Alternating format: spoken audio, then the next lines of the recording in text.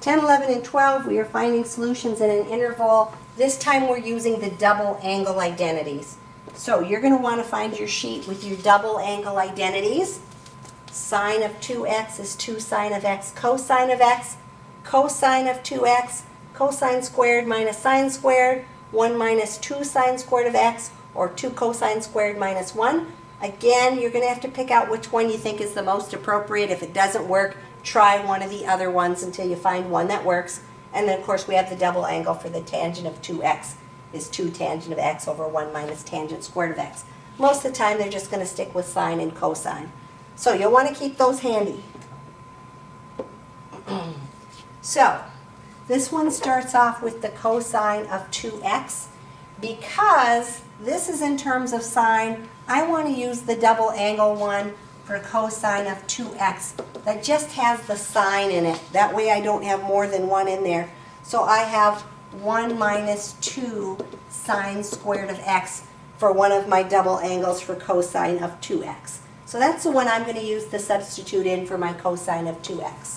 So I'm going to have negative sine of x plus 1 minus 2 sine squared of x equals 1.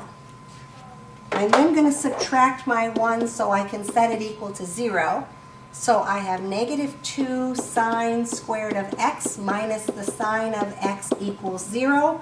I don't like my sine squared to be negative, so if I switch it around, 0 equals 2 sine squared of x plus the sine of x, or just divide by negative 1.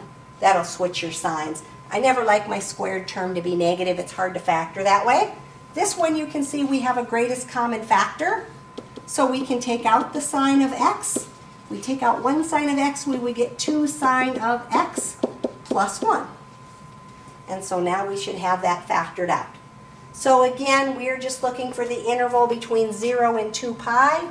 Either the sine of x is going to equal 0, or if I solve this one, 2 sine of x equals a minus 1, so sine of x equals negative 1/2. So I'm looking for the values where we have 0 or negative 1/2. Back in my table, again, same table we've been using all along, looking up our values. I forgot to bring that up in the things that you want to have handy, but you want to have that table handy. So sine of x equals 0 at 0. At pi, again, it's also at 2 pi, but we're not including 2 pi in our answer.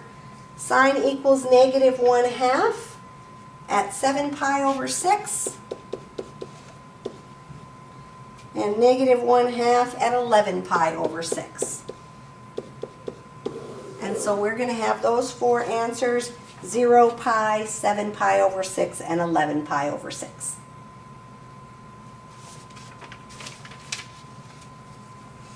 Number 11. This time our double angle is the sine of 2x. The sine of 2x is 2 sine of x cosine of x, if you look at your double angle formulas. And so that's what we're going to substitute in there for the sine of 2x. So we have 2 sine of x plus 2 sine of x cosine of x equals 0. And you can see on this one, we're going to be able to factor out the 2 sine of x. So 2 sine of x times 1 plus the cosine of x equals 0. And we have that all factored out. So if 2 sine of x equals 0 and I divide by 2, that just gives us the sine of x equals 0. On the other one, cosine of x, if I move my 1 to the other side, it's going to be a negative 1. So we're going to look for where the sine of x equals 0 or the cosine of x equals negative 1. So looking at my table, for the sine of x equals 0, we were at 0 and pi. We just did that on another problem. Again, 2 pi's on our list, but we're not including the 2 pi. Where we look for the cosine at negative 1 is at pi, and that's the only spot. But since we already have pi on our list, we don't need to add it to our list. So we're just going to say 0 and pi are our only answers on that one. So this one gave me the answer of 0 and pi. This one gives me the answer of pi, but we don't need to put it in there twice. So just 0 and pi for our solutions.